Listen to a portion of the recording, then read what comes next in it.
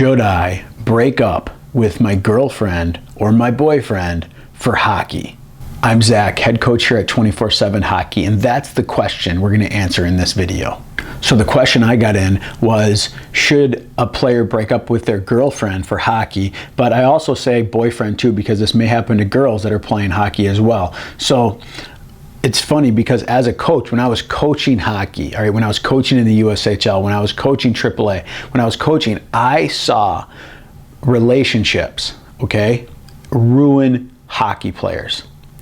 All right, relationships were ruining hockey players. Now this is relationships that male hockey players had with females, okay?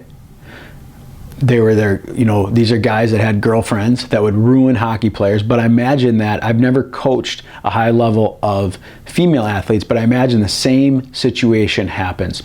And here's the thing that you need to understand about this, is that when you're an elite level athlete and you're very driven and you're focused, okay, your significant other will latch onto that, and that'll kind of become part of their identity too, okay?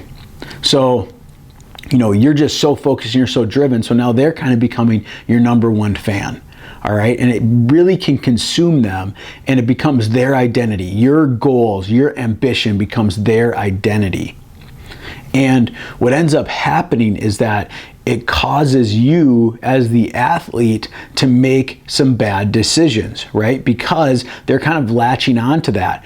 But there's this power struggle happening, okay? There's this power struggle happening because even though it's kind of becoming their identity and they're representing, you know, maybe they're wearing your jersey all the time and they have the signs, or, you know, they talk about it all the time and they brag about you all the time, all right? That's great. You want support, but not to the point where it consumes them, because what's going to happen then is then they're going to get into this situation where who's more important? Is it the sport and the goals, or is it me?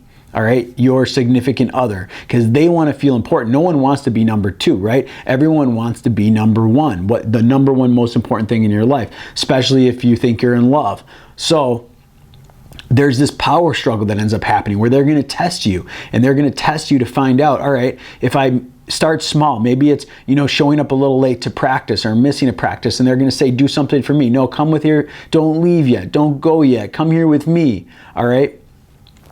And this is where problems start to happen. And I've seen so many players give into that because it's, you know, it's passion. It's, you know, it's short-term emotions. It's these short-term emotions and the satisfaction of the short term versus the long-term goals, and not losing sight of what that objective is in the long term.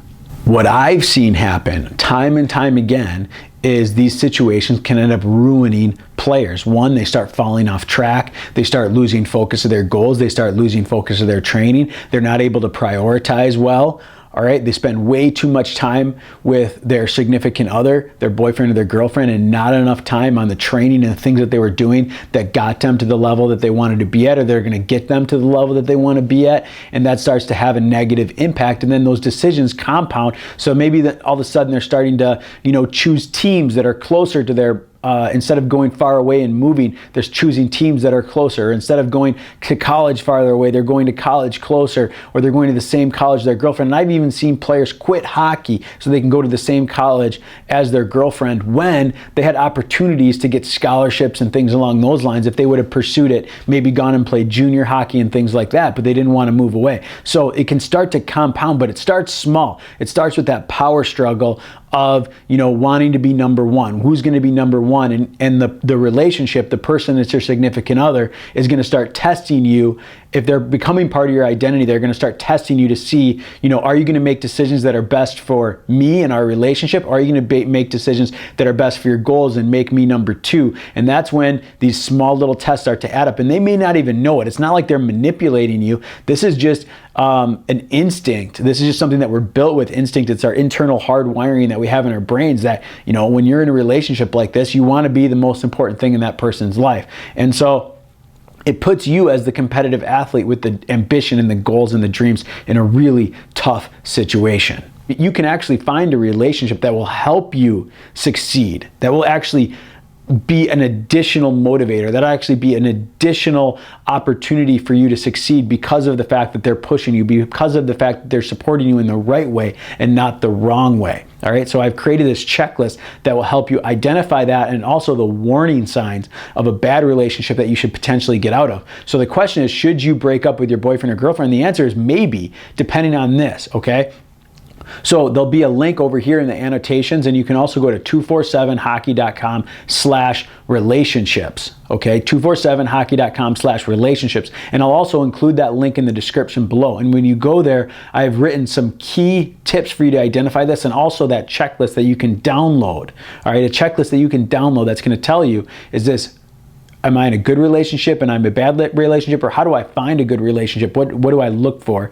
And then how do I know if I'm in a bad relationship? What are those signs that I look for? And I've written that out for you. Again, there's about 15. If I go through them all in this video, it's going to be about 30 minutes long, way too long. So I just wanted to hopefully identify a few things in this video that helps you realize, you know, okay, I can see how a relationship can really benefit me, or I can see how a relationship can really hurt me. And then go to 247hockey.com/relationships. All right, like I said, there'll be a link over here, the annotations, or there'll be a link in the description, and you can go right to that post. You can download that checklist, and it'll help you understand, are you in a good relationship, you're in a bad relationship, how to find that good relationship, what things to look for, and what to look for in that bad relationship. Now, if you know anybody that needs to see this video, if you have a teammate, a coach, a friend, if you parent, anybody that needs to see this video, share it with them, okay? I'm gonna ask you to share this with at least one person. If this has helped you, I'm gonna ask you to share it with at least one person, all right? Preferably 3 people, okay, that need to see it. I know you know somebody that needs to see this video that's gonna help them, that may be in this situation.